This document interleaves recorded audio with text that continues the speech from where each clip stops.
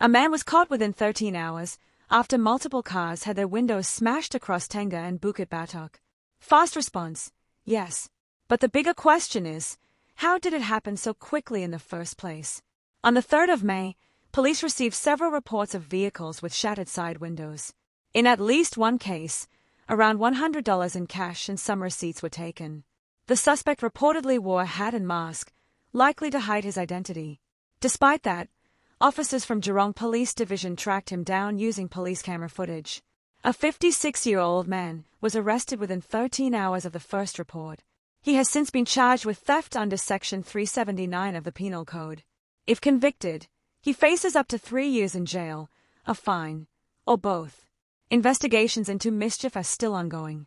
Now here's what many people may not realize. Car break-ins like this are often not random. They tend to be opportunistic. What does that mean? It means the offender is usually looking for easy targets, cars that appear unattended, poorly lit, or with visible items inside. In this case, only a small amount of cash and receipts were taken. But the real cost is not the theft. It's the damage. A shattered car window can cost hundreds to replace. Add in lost time, inconvenience, and insurance claims, and suddenly, a small crime becomes a much bigger burden. This is why the police are stressing prevention. Park in well-lit areas. Install alarms. Use dash cameras with continuous recording. Because once a vehicle becomes a target, it's often too late.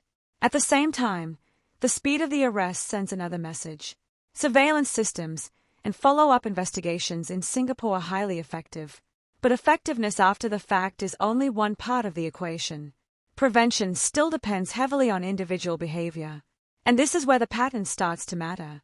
We've seen similar cases before: smashed windows, quick theft, fast escape. Nothing large-scale, but repeated enough to raise concern.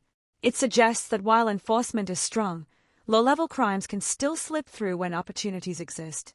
So the real issue may not just be about catching offenders quickly, but reducing the opportunities that allow these crimes to happen in the first place.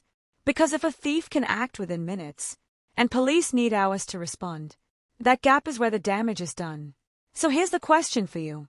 Do you think current measures are enough to prevent these types of crimes, or are we relying too much on reacting after it happens? Like, share and subscribe to 2230.